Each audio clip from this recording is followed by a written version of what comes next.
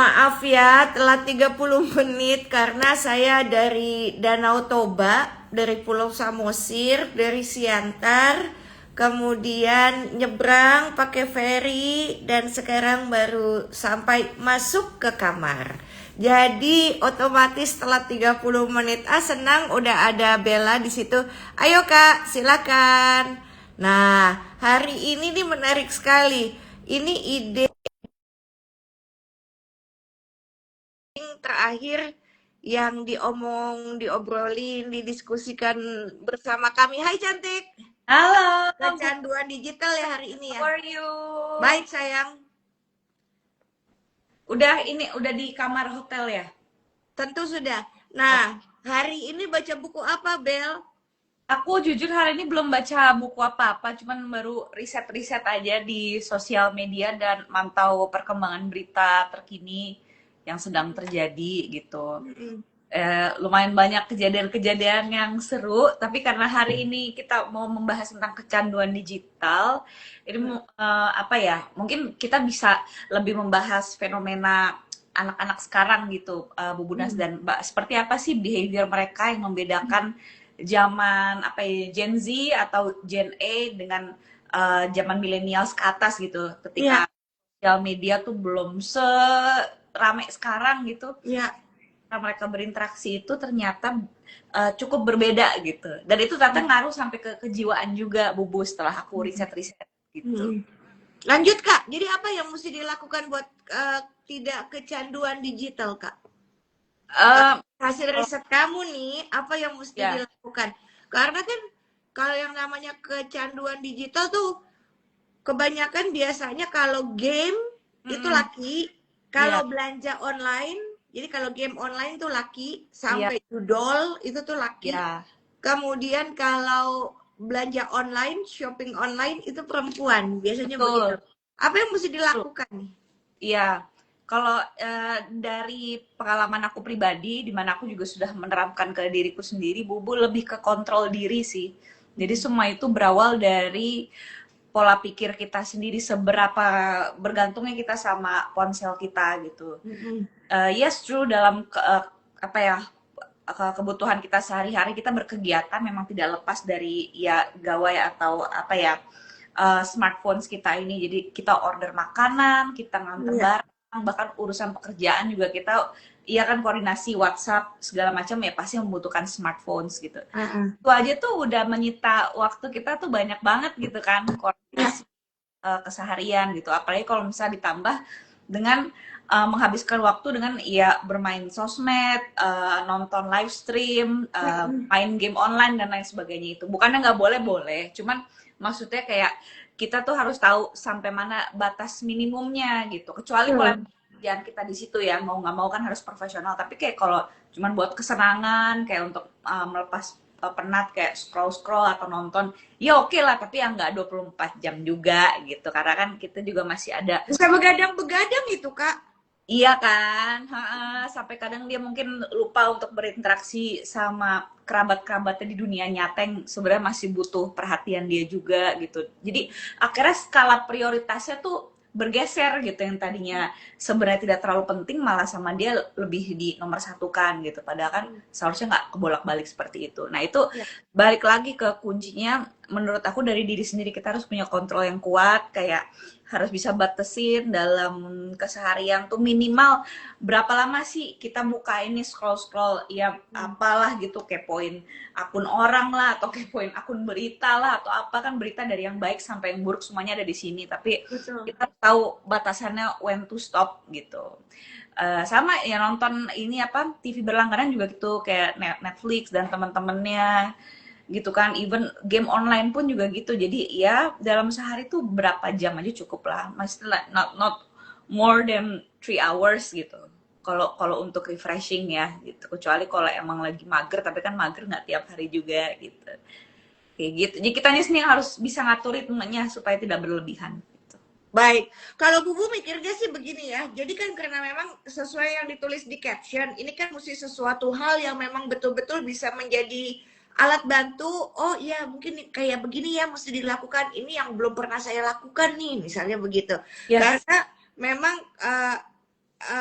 di era dunia digital seperti sekarang, Mhm. kecanduan untuk digital memang semakin kayaknya karena memang kita semuanya menggunakan digital untuk Yes, apapun, yes, baik dalam berkomunikasi, melakukan kemudahan di dalam hidup, bahkan kalau misalnya sekolahnya online kan itu kan artinya menggunakan digital ya, gawai begitu ya.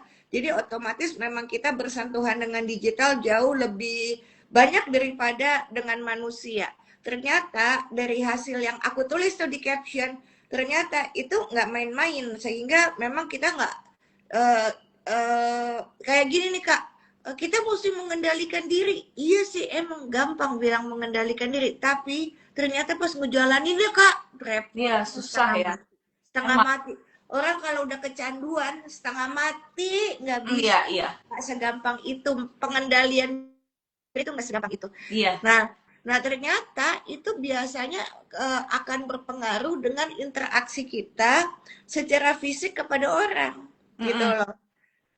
Lebih males buat ngomong sama mereka, lebih lebih lebih enak main game Main gadget, daripada ngomong sama manusia. Iya, iya.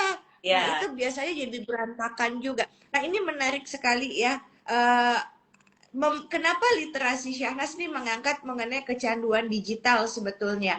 Karena ini bukan suatu hal yang normatif, ini adalah suatu hal yang memang terjadi di dalam kehidupan nyata kita. Apalagi Anda kalau misalnya memang punya anak dan anaknya dari kecil udah ada di dunia digital. Nah, Mm-mm. sehingga otomatis mungkin dia akan jauh lebih jago daripada orang tuanya gitu ya untuk di urusan dunia digital. Maka coba deh alihkan dia untuk sesuatu kegiatan yang menarik lainnya. Jadi Mm-mm. ternyata kalau misalnya Offline ya, activity. iya misalnya tuh kita tuh gini Kak, suka bilang jangan gitu ya. Mhm. Nah kalau udah jangan, mesti ada selanjutnya nih Kak. Terus Penjelasan, penggantinya apa? Nah ya, begitu, gitu loh. Soalnya jangan main gadget terus, jangan main game terus, dikit-dikit belanja online, belanja online. Oh, iya, dikit-dikit, oh pokoknya dikit-dikit bunyi Shopee. Oh, pay later lo yang mah ada iya, iya. utang, gitu Udah, kan ya. apalagi kalau tanggal cantik, diskon, banyak diskon soalnya. Iya Ah, kan, misalnya dua iya. belas dua belas, Hmm. 11 11 tanggal-tanggal cantik tuh biasanya ya ini banyak diskon gitu. Terus Hmm. Harbolnas, hari belanja Hmm. online itu juga biasanya orang abusive gitu. Pantes, Ya, pantes, Kak. Nah, hal yang kayak begitu tuh yang menyebabkan kita mesti mampu bisa mengendalikan diri kita atau coba deh mencari sesuatu penggantinya. Biasanya kalau kecanduan gitu, Kak. ya, Punten ya kayak kecanduan narkoba misalnya. Itu kalau detoksifikasi itu mesti ada penggantinya. iya. Kalau enggak, kan itu udah jadi kebiasaan ya di tubuh. Mm-mm. Maka dia eh, nyari gitu loh. Badannya nyari, Tuh, mesti gimana, mesti ngapain. Nah, ya. mungkin salah satunya adalah balik ke buku. Balik ke buku. Jadi Mm-mm. coba ajak deh eh, anggota keluarga kita, siapapun anak kita, pasangan kita, atau pokoknya anggota keluarga yang memang bisa ngobrol sama Anda untuk datang lagi ke buku gitu loh. Baca-baca buku deh. Hmm, Karena ada buku-buku yang menarik. Kan ada istilahnya kutu buku ya. Istilahnya iya. tuh kutu buku. Karena kenapa buku tuh dibilang menarik ya? Buku kenapa dibilang bagus? Nih kayak gini nih. Buku lagi baca ini. Awil, Perjanjian misi perjanjian isi an antar jiwa. antar jiwa. Oh iya, kebalik Jadi sih. ini ada yang menulis namanya Pak Herwi Ratno ya. Dia tuh penulis buku Siklus Kenikmatan Misi Jiwa. Oh, Beliau nih bisa ngomong sama arwah. oke, oh soulful sekali. Iya. Nah, jadi banyak hal, tapi bukan sesuatu yang kayaknya mengkotak-katik eh, alam barzah, bukan gitu loh. Tetapi Mbak, buku ini kan adalah buku yang tunggu, ini buku keberapa ya Kak? Tunggu Kak, sebentar Kak. Ini Mm-mm. buku yang keempat kalau nggak salah kalau perjanjian misi jiwa itu kalau nggak salah udah buku keempat. Jadi ini seri Kak, ada 7 seri. Nih. Wow. Tuh, warnanya beda-beda tuh ya. Ah, ah. Nah, yang warna hijau ini Itu perjanjian sama misi kayak antar tasawuf, jiwa. Bubu. Satu, dua, Kan tiga. Ini buku keempat. kalau tasawuf, ilmu tasawuf itu mencangkup buku-buku itu nggak, series itu? Arahnya Beda, ke beda, beda, beda, oh beda. beda. Kalau tasawuf kan bagaimana membuat kita jatuh cinta ya, jatuh Iya, cinta. sama Jadi nggak terlalu duniawi gitu. enggak, melakukan ibadahnya nggak dagang gitu loh Kak. Iya, Kayak Kak. kayak Robiah Al-Adawiyah tuh bilang, aku ingin membakar surga dan Nggak mematikan api memandang. di neraka agar semua orang menyembahmu karena cinta, bukan karena pengen Ya, masuk betul. surga dan takut neraka gitu. Jadi Aku tahu lagi tuh. itu kan tasawuf mistis yang membuat kita merasakan getaran pada saat ibadah gitu loh. Nah, tapi kalau buku-buku yang ditulis oleh Herwiratno ini ya Kak ya, adalah buku-buku tentang bagaimana kita belajar hidup benar. Karena uh, aku kan melihat banyak orang itu yang merasa hidupnya kayak lontang-lantung, nggak berguna, nggak cukup bahagia, lalala, lalala gitu ya. Terus Mm-mm. kayaknya tuh Allah tuh ngasih aku hadiah. Ngasih hadiah, aku dengerin ceramahnya Gus Baha. Ada salah Oh satu ya, kiai. suka ya. Tahu Apa? ya kakak ya, Apa? Gus Baha. Yang suka pakai kemeja putih sama sarungan gitu ya. Nah terus udah gitu, Gus Baha bilang, kok kayak aku tuh karena memang lagi mencari dan mendekatkannya. Jadi memang nggak mau, udah nggak mau doktrinasi surga neraka gitu. Betul-betul kayak pengen jatuh cinta sama Allah. Nah, Pengennya jadi kan hati ya. tiba-tiba dikasih tuh ceramah itu tuh Kak. Terus Mm-mm. dikasih ceramah itu bilang bahwa kalau hidup lo ngedumel mulu, main-main deh ke kuburan gitu. Itu orang-orang yang udah mati pengen banget hidup lagi untuk bisa memperbaiki dirinya. Begitu kan? Oke. Buku itu tentang itu, Kak. Oh. Oke. Buku itu tentang itu. Ha, ha, ha. Jadi beda sama tasawuf. Kalau tasawuf adalah genrenya bagaimana kita bisa merasakan getaran cinta ilahiyah. Mm-mm. Kalau buku yang 7 jilid dari Herwiratno ini nih Mm-mm. adalah tentang bagaimana kita mengisi kehidupan kita. Oh, iya, iya, iya. Atas cerita-cerita dari orang yang mulai menjelang meninggal sampai bisa dipanggil sampai dia ada di alam antara. Oh, barzah. Alam Di barzah. alam antara Barza juga belum nyampe Kak. Bahkan Oh, kadang-kadang dia nggak tahu kalau dia udah meninggal. Begitu. wah itu sedih sih. Menarik banget. Nah, Ya. sampai akhirnya jadi buku yang menarik itu adalah buku yang kita tuh pengen balik lagi gitu loh Kak. Ya. Nah, maka itu adalah salah satu cara kompensasi untuk mengalihkan yang tadi tuh Kak. Nah, itu ide dari aku. Jadi adalah coba cari buku-buku yang menarik, nggak usah yang terlalu tebal, tapi yang menarik dan sesuai kebutuhan Ya. dia, anggota keluarga Anda, supaya dia nggak kecanduan gadget gitu Kak. Lanjut Oke. Kak. Iya, Catatan Kakak apa lagi?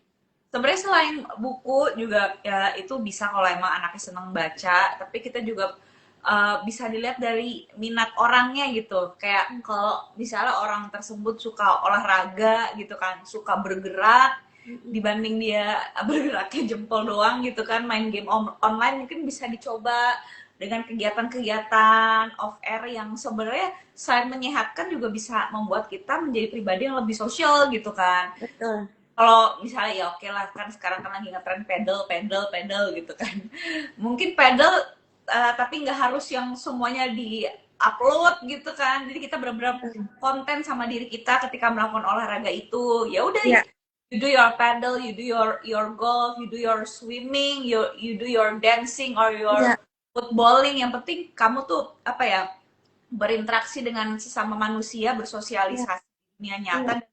Kalau kita olahraga kan juga often kan kayak kita grounding kan, kayak ya, apa sih, kita betul. tuh rasain kaki kita napak tanah, kita Betul ngerasain ya, betul. udara segar, kita ngerasain alam, terik matahari, itu ternyata ngaruh juga ke kejiwaan kita. Eh, Setuju.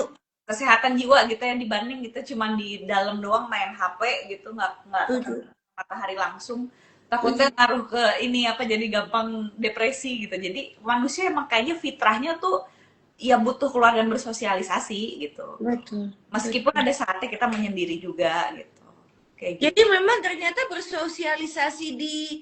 bersosialisasi dan berkomunikasi di media Hmm, di gadget iya, itu berbeda jauh ya Kak dengan tatap langsung. iya, Kayaknya kalau misalnya di gawai di sosial media dia lancar banget kayaknya nulisnya lalala. Pas iya. ketemu mah gagu lo nggak bisa ngomong. Benar, betul. Saya juga pernah lagi ketemu yang kayak gitu. Kalau di apa sosmed kayak ngeritik orang, wah gitu kan. Heeh. Tajem banget gitu. Giliran ketemu kayak, kok dia anteng sekali ya gitu. Jadi kayak punya dua kepribadian gitu. Tapi ada emang orang-orang kayak gitu. Ya. Jadi Nah, sebetulnya eh, setuju nggak Kak? Kalau misalnya ternyata kecanduan di gawai itu ternyata bisa sangat mempengaruhi cara kita berkomunikasi di dunia nyata. yes. Em, Berpengaruh tuh dalam artian takutnya kalau kita terlalu banyak berinteraksi secara online, offline-nya jadi kurang gitu. Mm-mm. Kayak gitu sih.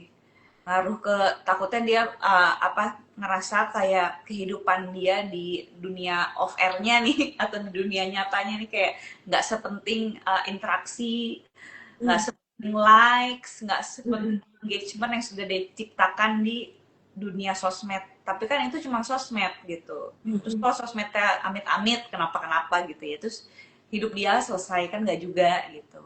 Iya, ada orang yang senewan loh kalau likes-nya dikit.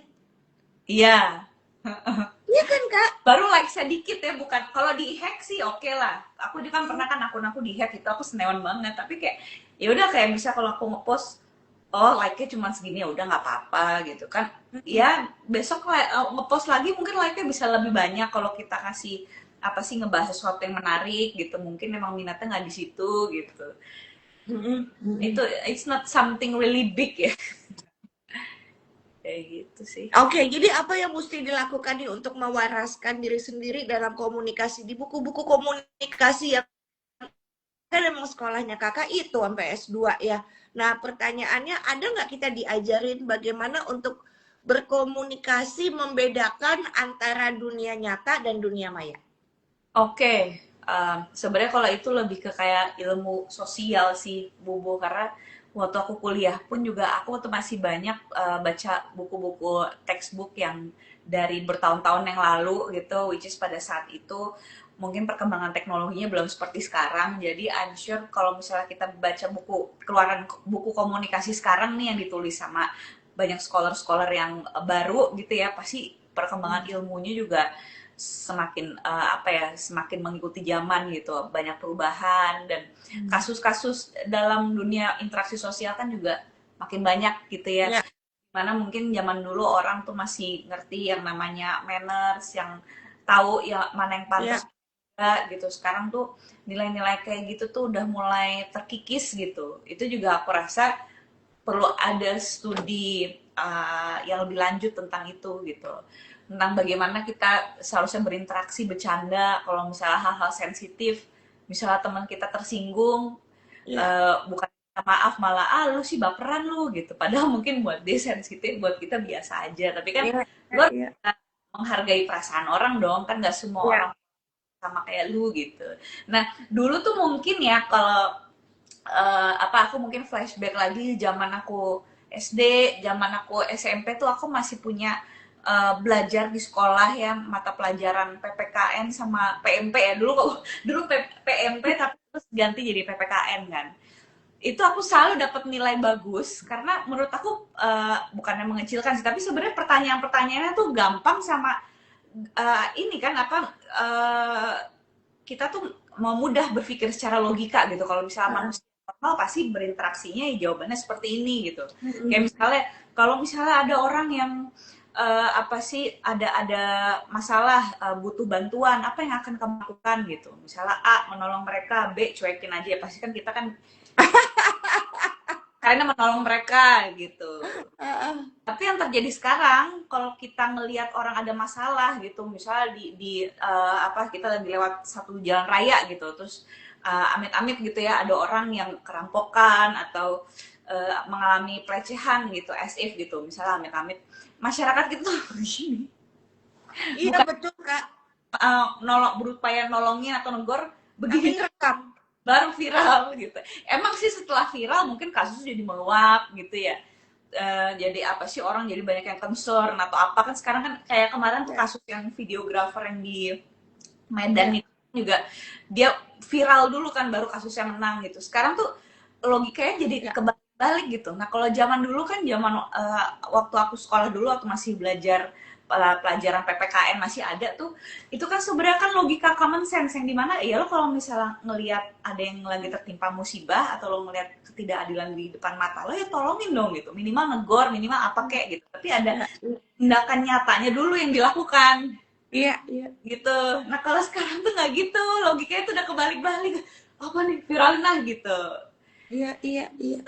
Baru nanti pas viral ditindaklanjuti. Jadi oh iya komunikasi sekarang tuh juga ada pergeserannya kali ya gitu. Cara orang untuk mendukung satu sama lain atau berkomunikasi juga mungkin berbeda dengan zaman dulu gitu. Mm-mm. Kayak gitu. Jadi memang sekarang tuh penting banget nggak sih buat viral dulu Kak? Kalau Penting di nggak viral itu tuh penting nggak? kalau di Indonesia aku ngeliatnya penting. Kalau misalnya mau mendapatkan perhatian Kak, tunggu ya, banyak. kamar diketok. Tunggu sebentar. Kakak ngomong aja dulu. Iya, oke. Ya menurut aku penting banget sih kalau mau mendapatkan perhatian masyarakat tuh di Indonesia suka nggak suka harus viral dulu. Halo Mbak Irma, betul kayak diantepin aja nggak ditolong malah direkam video, bener Mbak Irma. Sekarang banyak banget yang kayak gitu. Lanjut Kak. Nih aku Ya, baru oh baru dikirimin makanan. iya iya, makan sambil makan aja bubu aku santai kok. Iya, baru dikirimin makanan karena baru makan siang. This is my lunch. Oh, ya Allah kesian. Ya udah lunch dulu bubu sambil Nggak lunch. apa-apa, lanjut Kak, lanjut Kak. Nah, Ya, ini tentang viral. Emang penting banget nggak sih Kak buat viral? Kayaknya zaman sekarang tuh viralin aja dulu. Nah, terus ada iya, satu yang aku bilang gitu loh Kak. Gue kok sebel ya kalau misalnya ada orang bikin konten yang sesuai saat ini sedang viral apa iya, gitu loh. iya. Untuk mendapatkan likes dan engagement. Gitu Kak, gitu. Kok Iya, kayaknya, waduh, terus kan orang yang makin teraniaya kan jadi makin tersiksa ya, jadi iya, penting gitu loh. betul, Aduh, betul. Iya, ayo Kak. ya kalau aku ngeliatnya itu lebih ke kayak kuat-kuatan narasi aja sih gitu. Ya, Emang sekarang udah seperti itu, tapi misalnya kita yakin bahwa sana kita sedang memperjuangkan suatu hal yang benar gitu, yaudah kita ikutin aja cara main algoritmanya sosial kayak gimana gitu. Nah kita pakai polanya dia untuk hmm. mewujudkan target atau visi misi kita gitu. Hmm.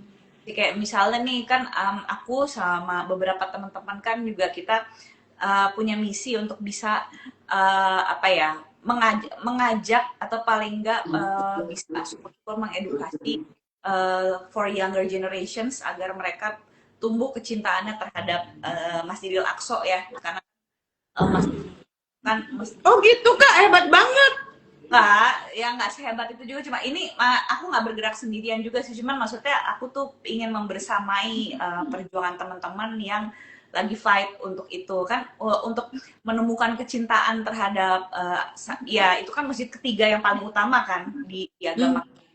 Tapi kayak gitu-gitu tuh ternyata tuh harus dimulai dari usia dini gitu, harus dikasih Hmm. apa namanya pemahamannya kenapa sih kita harus peduli gitu. Nah itu kan sebenarnya media sosmed kan bisa dipakai gitu kan dengan Hmm. adanya AI, dengan adanya ilustrasi atau dengan adanya konten-konten video yang bisa dibikin semenarik mungkin gitu sehingga akhirnya orang kalau misalnya ya menarik ya siapa tahu aja syukur-syukur jadi viral tapi viralnya adalah yang insya Allah membawa manfaat juga bagi siapapun yang ngelihat gitu. Iya, Kalau iya. misalnya memang Bukan tujuan bukan pengen terkenal aja. iya enggak ya tetap ada value gitu jadi aku juga kan nggak bisa menafikan bahwasannya sekarang tuh apa-apa mungkin diukur dari viral dulu atau enggak dulu gitu. Ya udah nggak apa-apa, kita coba aja pelajarin polanya, coba ikutin alur permainannya kayak gimana, tapi ya udah kita balik lagi value yang kita pegang tuh apa gitu. Tujuan kita untuk main sosmed tuh apa gitu. Betul, Pengen betul. tenar doang, cuman pengen viral doang terus abis itu udah nggak ada, or Iya, other vision and mission gitu untuk follower iya. kamu. Karena sebenarnya kan sama. Kakak tahu nggak, orang tuh kadang-kadang kecanduan gadget, apakah memang juga sebagai alasan supaya nggak ngobrol sama orang? Karena sebenarnya dia nggak terlalu suka orang. Bisa jadi, bisa jadi. Atau dia bingung kayak, ah gue gabut nih ngapain ya gitu, kayak siapa tahu aja dia lagi nggak bawa buku atau lagi nggak bawa apa gitu, atau dia anxiety karena udah kelamaan gak lihat medsos, akhirnya masuknya ngecek sosmed lagi gitu. Hmm. Bisa jadi gitu. Iya. Nah, ini jadi adalah aku juga udah buka nih langkah-langkah mengurangi kecanduan gadget buat semuanya. Dicatat ya. Ayo dicatat. Tapi kalau nggak Ya, sempet catat ya udah nanti puter ulang aja apa yang udah diupload ini ya ya, obrolan saya sama Kakak Bella. Jadi ini ada langkah-langkah praktis untuk Anda mengurangi kecanduan gadget. Seperti yang tadi Kak Bella sampaikan adalah tetapkan batasan waktu. Atur durasi penggunaan, gunakan fitur digital well-being. Itu kalau ada Android ya, kalau kita pakai Android, atau screen time kalau kita pakai iOS untuk membatasi aplikasi secara otomatis. bener. Kemudian hapus aplikasi adiktif. Jadi hapus media waktu kita, Kak. Lalu Ya, buat area atau waktu bebas gadget. Jangan gunakan gadget saat makan, di kamar tidur, atau saat bersama keluarga dan teman. Matiin notifikasi, karena notifikasi tuh emang suka ngeganggu, jahil, suka nyolek-nyolek kita, pengen terus-terus ngecek handphone gitu loh, Kak. Dan jauhkan saat tidur, letakkan gadget jauh dari jangkauan kita saat kita tidur. Jangan taruh di sebelah tempat tidur. mm, Taruhnya di pojok ruangan. mm. Sehingga kan kalau mau ngambil tuh mesti jalan, males Jauh. kan. Jadi Iya, jadi kita bener. tuh ada jauhnya gitu loh sama gadget. Gitu, Kak. Iya, itu bener Kakak nambahin, Kak? semuanya itu. Udah Iya. Kakak nambahin. emang pada akhirnya semuanya itu about balance dan batasan gitu, tidak berlebihan. Karena bisa sesuatu yang berlebihan juga tidak ada yang baik, termasuk juga bermain gadget. Saya kok kelamaan scroll tuh biasanya yang di scroll juga makin aneh-aneh tuh, makin aduh apa nih videonya gitu kan, Ya, dari seru-seru topiknya sampai ya. ngereceh-receh. Oh receh-receh sih nggak apa-apa, cuma kalau misalnya udah yang aneh-aneh gitu kayak wah ini udah harus stop gitu, kayak gitu. Bubu kan suka main catur ya, Kak. Catur Mm, online tuh Bubu paling suka main. Tapi oke. aku mesti ngakuin, aku tuh ke main catur online karena aku males ngobrol sama orang. Oh iya, ya nggak Jadi apa-apa juga. daripada kalau kayak di lokasi syuting gitu ya atau apa, daripada gue diajak ngobrol kan orang lihat aku lagi main catur ya. Iya, Jadi nggak diajak ngomong. Atau kalau dia tetap berusaha mau ngomong sama aku nunjukin bahwa aku lagi main. Jadi kan dia iya, stop ngajak ngomong gitu loh. iya, Karena aku juga ngeliatnya tuh aku nggak bisa ngobrol sama semua orang, Kak. Nah, iya. sekarang kakak obatin deh aku. As if emang aku pasiennya nih, Kak. Ah, Aku yang kecanduan gadget, main game online catur. Karena aku memang masalah dalam berkomunikasi. Masalahnya di apa? Bukan nggak bisa berkomunikasinya, bukan. Akan tetapi, aku tidak selalu mau berkomunikasi sama semua orang. Mama Ayah tuh bilang, orang tuh kalau misalnya nganggep gua baik ya, itu pasti karena dia belum kenal gue. oh, loh, tapi kan ada Udah perbedaan kenal dia, dibanding nice and kind. Kan ada betul. Nah, ada perbedaan. jadi Bubu tuh gak selalu nice sama Ya, orang. itu kan kalau Bubu waktu itu bilang aku tuh sebenarnya orangnya nggak nice, tapi kalau untuk menjadi kind semua orang tuh harus kind gitu kan. Hmm. Ya gitu. Ya mungkin mereka sudah melihat sisi baiknya Bubunas gitu kan. Atau tanpa Bubunas sadari ilmu-ilmunya yang sudah Bubu kasih berguna untuk kehidupan mereka gitu kan, dengan gayanya Bubu yang mungkin nggak selalu apa, eh, bukan kadang orangnya tegas kan, mungkin untuk beberapa orang kayak aduh galak banget atau gimana, tapi kalau itu maksudnya untuk kebaikan dan ternyata dia merasakan manfaat dari situ, mungkin dari situ dia bisa ngeliat, oh iya ya, ternyata bener ya yang diajarin sama Mbak Syahnas ya gitu, ilmu dia berguna banget gitu. Mungkin dari situ, dari persepsi itu, mereka kemudian bisa ngelihat Bu Unas tuh sebagai sosok yang baik gitu. Jadi pada akhirnya, menurut aku baik atau enggak itu relatif ya, relatif gitu. Yang penting kita nggak pernah punya niat jahat aja sama orang, sebisa mungkin nggak ngerugiin orang gitu. Betul Tinggal kata. itu aja. Nah terus ini menurut aku ya, kalau Ya.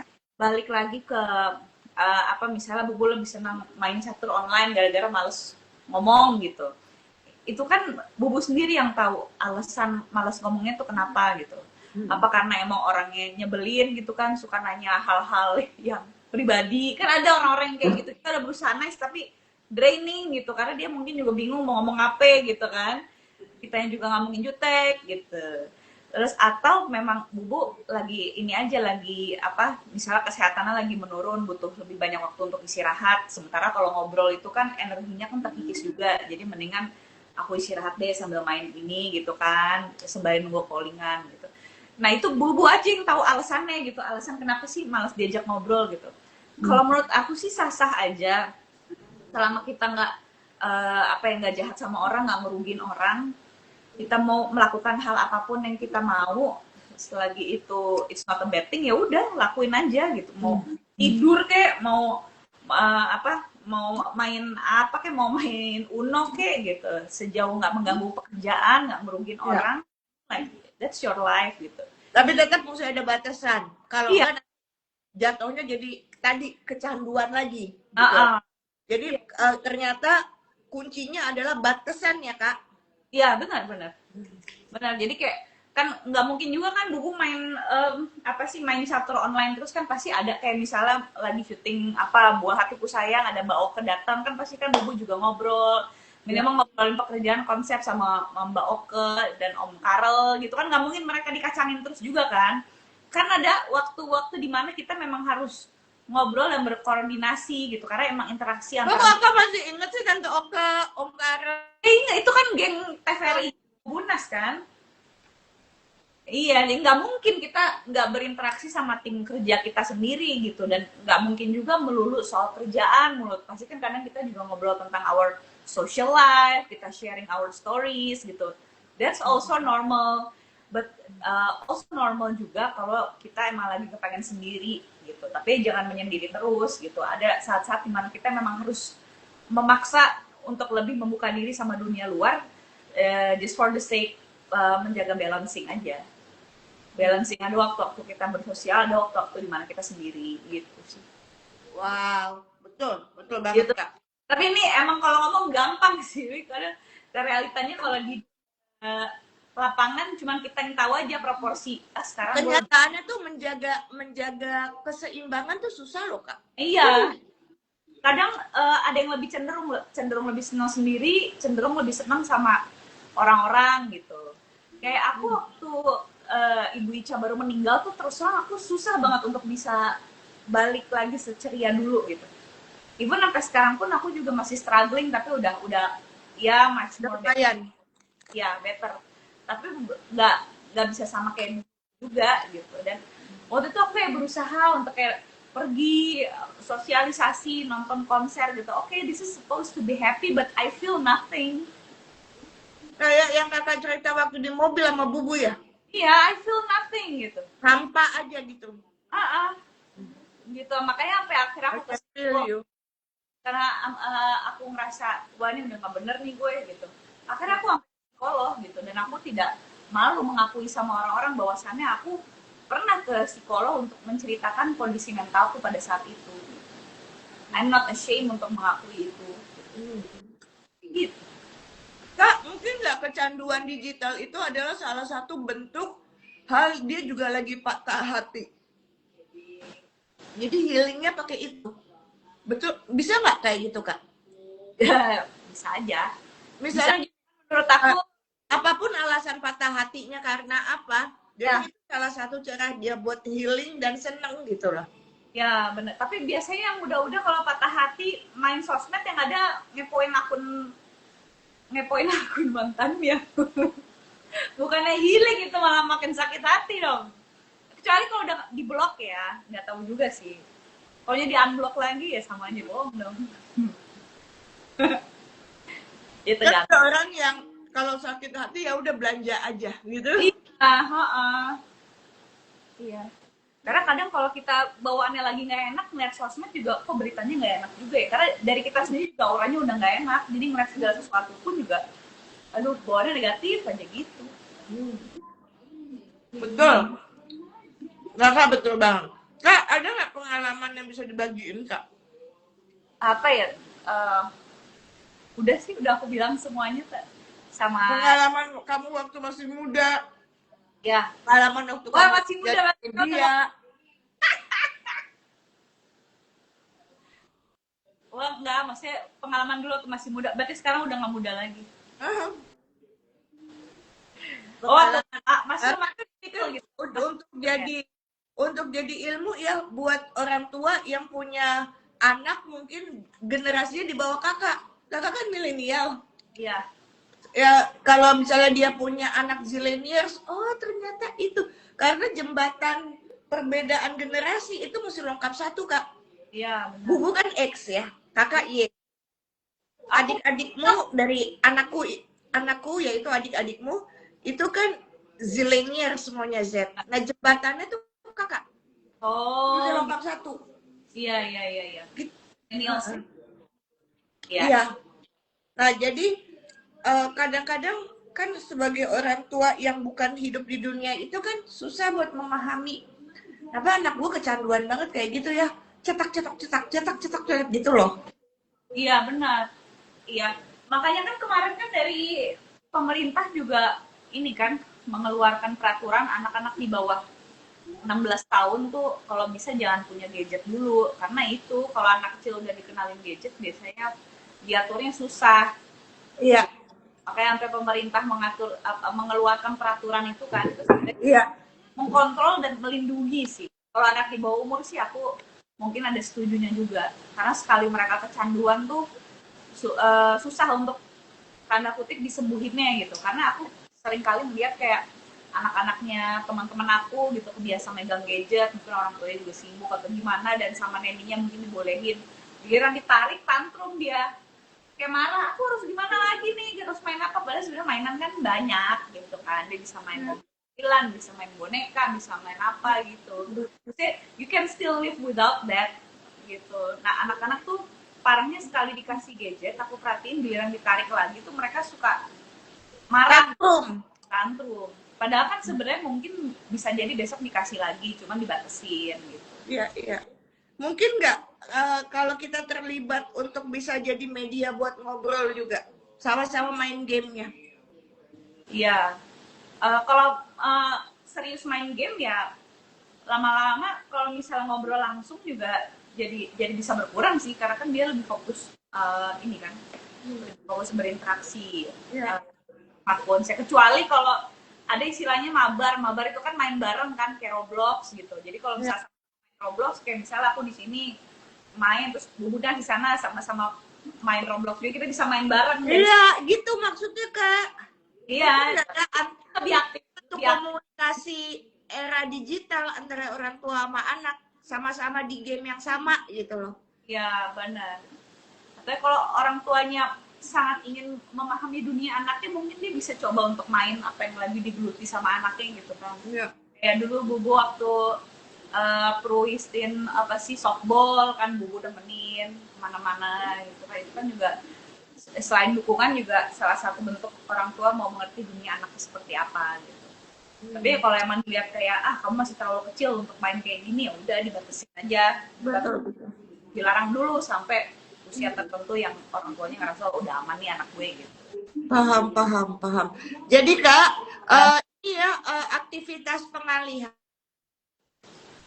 detox digital, kesimpulannya dari obrolan bersama kakak yaitu perbanyak aktivitas fisik gitu ya.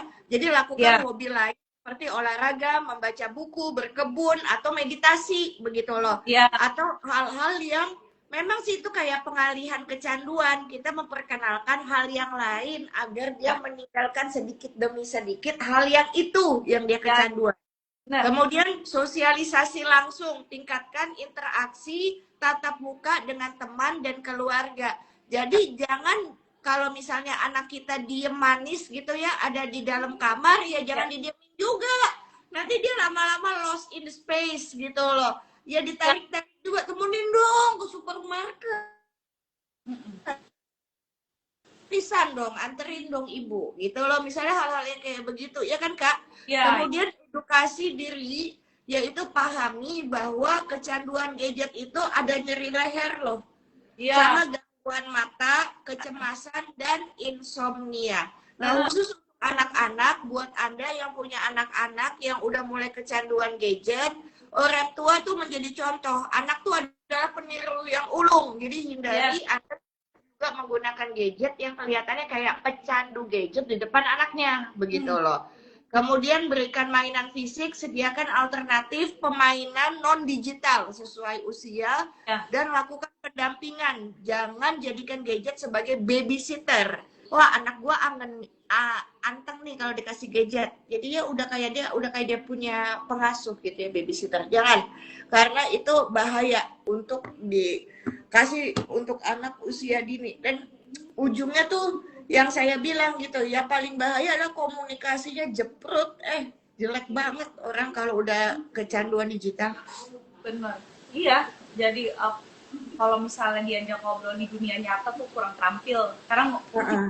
kita dia nggak terbiasa berinteraksi dengan orang-orang di dunia nyata karena ya terlalu asik sama dunia gadgetnya. Sementara kan kalau Betul. misalnya dalam masa pertumbuhan itu kan sebenarnya masa-masa mereka untuk explore gitu kan. Betul. Exploring the world, everything. Betul, betul. Ya terpaku sama gadgetnya nanti akan banyak momen-momen yang seharusnya dia dapat dia lewatin gitu aja gitu. Betul. Iya, benar. Dan poin ini sih yang susah tidur tuh aku juga setuju sih Bubu karena tadi aku juga sempat baca gitu di internet ternyata banyak problem orang susah tidur atau insomnia. Salah satu alasannya itu adalah karena mereka kerap kali main gadget sampai larut malam gitu. Ya kan? Di atas tempat tidur gitu. Sampai kadang apa namanya HP-nya jatuh ke muka. Aduh, gitu. Betul, betul. Itu bubu, itu bubu. Iya ya capek mungkin karena mau tangannya pegel juga ya tapi masih Iya. masih di apa sih dipaksa suruh nge-scroll gitu mungkin badannya Iya. juga capek sebenarnya dan mata juga sebenarnya kan kalau misalnya gelap terus cahaya terangnya cuma dari handphone doang gitu katanya kan entah radiasi Bahaya. apa merusak mata kita kan jadi mungkin minusnya nambah atau gimana ya pokoknya nggak bagus aja lah buat kesehatan mata gitu dan pikiran juga pikiran jadi nggak tenang gitu kalau misalnya mau tidur tuh badannya udah capek tapi pikirannya masih diajak kerja gitu. Bener. Ini kan kakak kan yang milih nih ya kecanduan gadget karena kakak bilang ini masih nyambung nih bubu sama untuk cyberbullying yang Ya, kemarin kita obrolin. Karena nih pemerintah kayaknya kakak sempat searching nggak? Pemerintah kan cyberbullying kan kakak udah ngasih tuh datanya tuh ya, kabar baiknya dari campur tangan pemerintah. Nah kalau kecanduan gadget kakak search ada nggak tindakan-tindakan bijak dari pemerintah untuk membantu anak-anak muda yang ada di Indonesia untuk supaya nggak kecanduan? oke. Okay. Kalau dari riset aku kemarin yang aku tahu baru penerapan peraturan itu sih Bubu ya Nah, penggunaan gadget untuk anak-anak di bawah umur tapi menurut aku itu udah ya paling nggak pemerintah ada langkah konkret lah untuk bisa memaksa anak-anak muda kita kembali ke kegiatan sosial di alam nyata dan juga mungkin untuk mengurangi kasus-kasus tindak cyberbullying itu tadi karena kan kalau misalnya kita main gadget ya jarang-jarang atau mungkin tidak main gadget sama sekali kan orang juga mau nyerang dari mana orang yang nggak main gitu betul, kayak gitu betul, sampai usia yang sudah ditetapkan itu betul. betul nggak menjamin mentalnya kuat ya Hah? kalaupun usia kita udah mantep kayak misalnya nih oke gue udah 17 tahun gue boleh bersosial media kemudian he or she got bullied gitu ya Ah, ah, ya siap juga secara mental iya, walaupun misalnya usianya udah diperbolehkan untuk main sosmed gitu kemudian dia mengalami karena cyberbullying tuh bisa segitunya mempengaruhi mental kita gitu, dan banyak yang nggak kuat juga meskipun usianya udah mateng. Bubu tuh sampai kaget loh kak. Kan sekali lagi Bubu tuh nggak main game selain catur ya. Pokoknya Ya, catur aja gitu loh. ya, ya. Mau aplikasi catur apa ya pasti catur aja karena seneng kan mikir soalnya. Nah yang aku mau nyampaikan ya, ini gila loh cyberbullying itu, tahu nggak apa? Lagi masa di permainan catur ada fitur-fitur kalau kita ngeklik buat judol sama pelacuran. Oh iya, itu udah nggak sehat banget sih menurut aku. Itu di game. Iya, di game bisa ke situ nyambungnya, itu kan bahaya banget. Bisa nyambungnya ke situ. Hmm. Jadi penjahat-penjahat digital tuh bisa masuk ke segala cara. Kalau kita ngeklik sangkain misalnya itu permainan anak atau apa ya, ternyata enggak, itu hal-hal yang arahnya gitu. Kalau nggak judi adalah tentang seks online. Iya, iya, iya. Hmm. Iya, banyak banget tuh kejahatan terselubung kayak gitu. Kalau Hmm. anak di bawah umur kan dia belum ngerti, kasihan. Iya. Nah, Kita, apalagi mata ya Kak ya, kalau udah sekali ngelihat sesuatu di seks online itu pasti dia nagih, dia nyari lagi. iya penasaran gitu kan. Hmm. Iya betul. Sampai akhirnya terjerumus sudah susah disembuhin lagi. Iya. Iya. Dan jahatnya mungkin kayak gitu-gitu tuh targetnya ke anak-anak muda ya. Ya Kayak, kalau udah tua buat apa kan dipikir gitu ya. iya, kalau biasanya kalau udah berumur tuh mungkin udah lebih pengalamannya mungkin lebih banyak dan lebih ada kontrol diri juga, kayak udah tau lah gue modus-modus kayak gini. Kalau yang masih muda-muda kan masih polos-polos Iya. kan gitu, jadi gampang banget digiringnya gitu. Kalau sekalinya kegiringnya ke arah yang salah, udah bablas salah aja terus. Betul, setuju. Setuju banget. Wah, seneng banget nih hari ini. Ini walaupun obrolannya ringan, terlambat 30 menit, tapi tetap nampol. Makasih banyak ya, Kak. Ah, Karena ternyata memang kecanduan gadget ini urusannya itu serius loh untuk komunikasi, perilaku, interaksi kita kepada anggota keluarga kita maupun dengan orang lain. Bubu tuh pengen banget ya kalau misalnya Anda tuh jangan pernah malu kalau misalnya ketemu sama anggota keluarga yang kecanduan untuk datang kayak Bella sampaikan. Kita kalau nggak tahu ilmunya datang ke orang yang berilmu deh gitu loh. Jadi jangan sok-sok untuk ngerti tahu bagaimana menghandle anak kita atau suami kita atau istri kita atau siapapun itu gitu loh. Ya kalau emang nggak ngerti ya kalau emang masuk ke psikolog ya ke psikolog gitu loh. iya, Orang pergi ke gak apa-apa. psikolog tuh bukan karena gila. Heeh. Itu sih, Kak. Iya dong. Iya, kan alhamdulillah orang-orang sekarang juga udah banyak yang lebih terbuka dan tercerahkan kan. Kalau kita pergi ke psikolog tuh, ya emang kita lagi ada masalah, kita butuh bantuan profesional, tapi bukan berarti kita pasien rumah sakit jiwa juga gitu.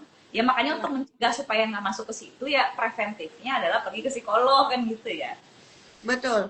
Dan Eh, kalau Anda, saya tahu ya banyak dari Anda yang kaya, kaya raya, tajir melitir. Kayaknya di rumah Anda ada pohon duit nih gitu ya. Nah, jadi sehingga menjadi sebuah apa ya, kebanggaan lah untuk bisa membelikan gadget sejak dini kepada buah hati Anda. Tapi ingat loh, ini ada penelitiannya ya di salah satu buku yang saya baca mengenai keterlambatan bicara, mm-mm. speech delay gitu loh. Nah, salah satunya adalah kalau pada anak-anak karena minimnya interaksi langsung kepada manusia dan manusia sehingga menyebabkan anak terlambat bicara. Nah iya, that's a serious problem. Hmm. Iya. Itu kan belajar bicara kan interaksi sebenarnya kan. Iya. Ya benar.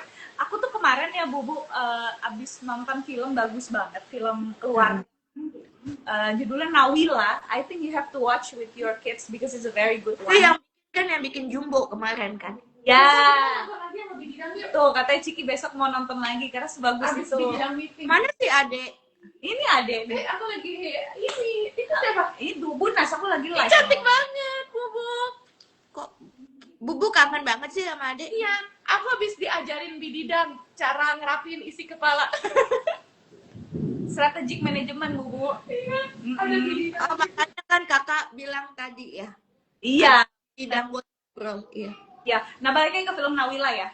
Nah, jadi di film Nawila itu si anak kecilnya ini pinter banget Bubu, padahal dia nggak sekolah. Kan teman-temannya ceritanya yang anak-anak kecil itu satu geng kan udah pada sekolah semuanya gitu, dibolehin sekolah sama bapak ibunya. Sementara Nawila nih anak tunggal, kok dia nggak sekolah-sekolah, kata teman-temannya udah lu sekolah aja, nanti di sekolah bisa diajarin baca tulis. Aku bisa kok membaca dan menulis, ibuku mengajarkan aku gitu. Jadi itu dia punya ibu, dia yang ngasuh tuh ibunya sendiri sama ada satu mboknya di rumah. Dan ibunya tuh benar-benar berinteraksi sama anaknya tuh udah kayak bestie banget gitu. Dia ngajarin anaknya ngeja huruf alfabet satu-satu dari A sampai Z.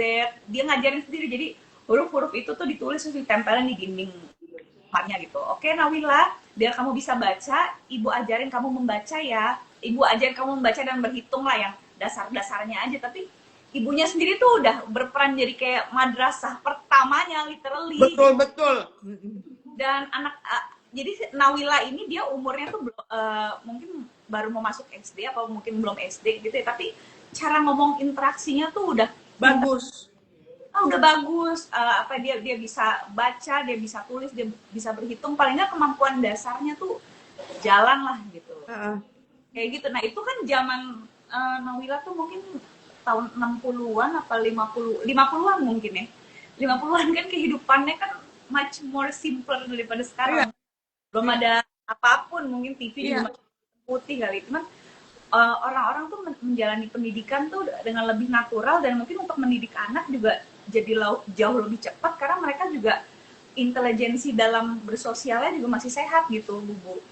Ya kan, orang tua masih ngobrol sama anak, ngajarinnya dikasih taunya juga lebih gampang karena masih ada mutual respect, meskipun kadang anak-anak ngelawan juga, tapi dia masih, ya orang tuanya juga tahu kapan minta maaf, anaknya juga, jadi sama-sama respect gitu loh. Jadi hubungan zaman dulu tuh aku ngeliat mungkin karena dunianya lebih simple, tapi hubungannya juga lebih sehat gitu. Betul. Orang-orangnya juga nggak aneh-aneh kayak sekarang. Aku ngeliat film Nawila tuh gitu, kayak oh zaman dulu tuh gitu ya, ibu tuh masih bisa ngajarin anaknya membaca, anaknya juga diajarin tuh masih cepet karena nggak banyak distraksi gitu. Aku jadi pengen nangis. Bubu itu dia ngajarin membaca, menulis dan berhitung itu adalah Eyangti. Oh iya, wow. Makanya Bubu kan tiga tiga tahun 3 tahun udah bisa baca, bisa nulis, sama berhitung. Oh berarti Bubu harus nonton Nawila. Bener, kok gue jadi pengen nangis. Kakak cerita begitu kayak Allah ngasih hadiah buat Bubu melalui bibir kakak. Kayaknya tahu bahwa Bubu lagi kangen sama Eyang. Terus kakak ngomong begitu, sampai tercekat gue. Iya, itu aku kan jadi dulu itu kan orang Pertamina, kan opa juga orang Pertamina. Zaman dulu kan nggak boleh suami istri di perusahaan yang sama kan. Jadi Eyang tuh mesti keluar. Nah, tetapi Eyang itu udah biasa kerja, maka tetap pokoknya handek lah gitu ya di rumah. Salon, jahit baju, bikin boneka, ngerangkai bunga, ngerias pengantin, bisaan orangnya tuh handek banget gitu loh Eyang kamu itu. Nah, jadi sisi Anas di lantai lagi belajarnya tuh tahu nggak teman belajarnya apa? Tas presiden, ekolak itu, terus sama penghapusan Rio, penggaris, jangka, beneran kak. Makanya umur 3 tahun Bubu bisa baca tanpa meja. Makanya waktu itu di sekolahinnya cepet kan, karena mau pergi sekolah. Maka waktu umur 5 kelas 2. Oh wow. Iya, bener. Itu karena ibunya ngajar. Ya, zaman dulu tuh kayaknya anak-anak untuk bisa ngobrol sama orang baca tulis tuh lebih prosesnya kayaknya lebih cepet daripada nggak tahu ya kalau anak sekarang. Iya, nonton.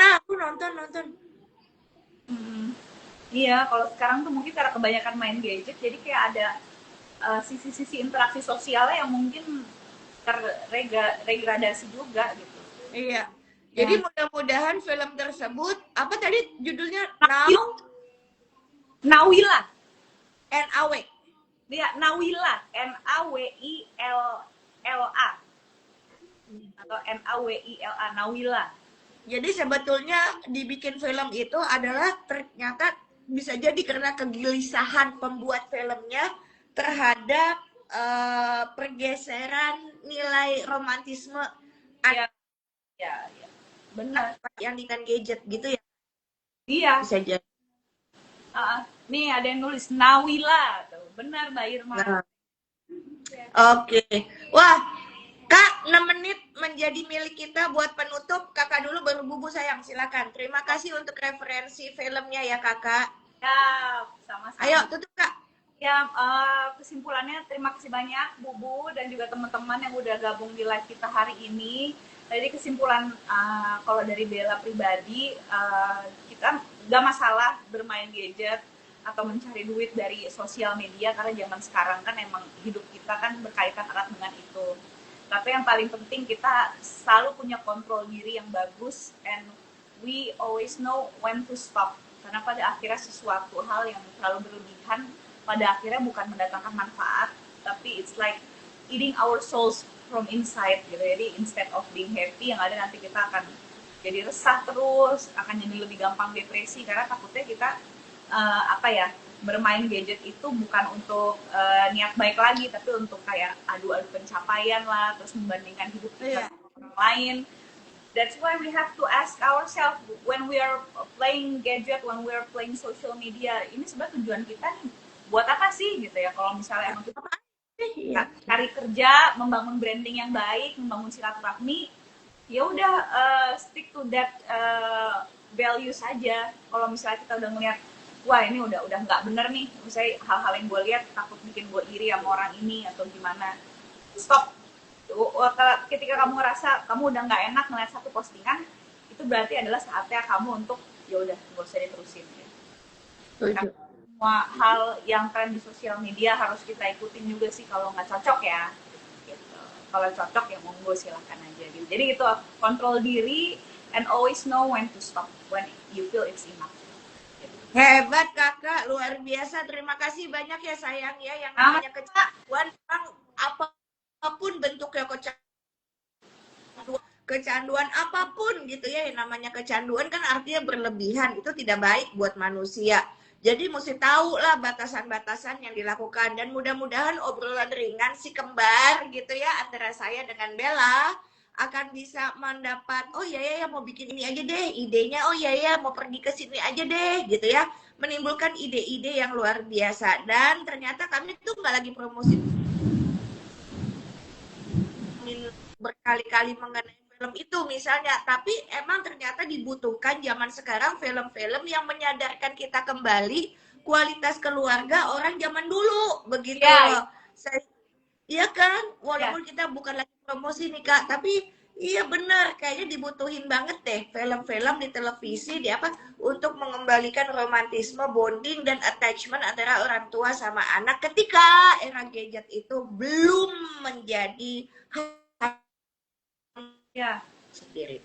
Oke, sampai jumpa selanjutnya. I love you Kakak Bella, kamu pinter banget, istimewa si kembar ini. Medan ya. Sukses ya Bubu.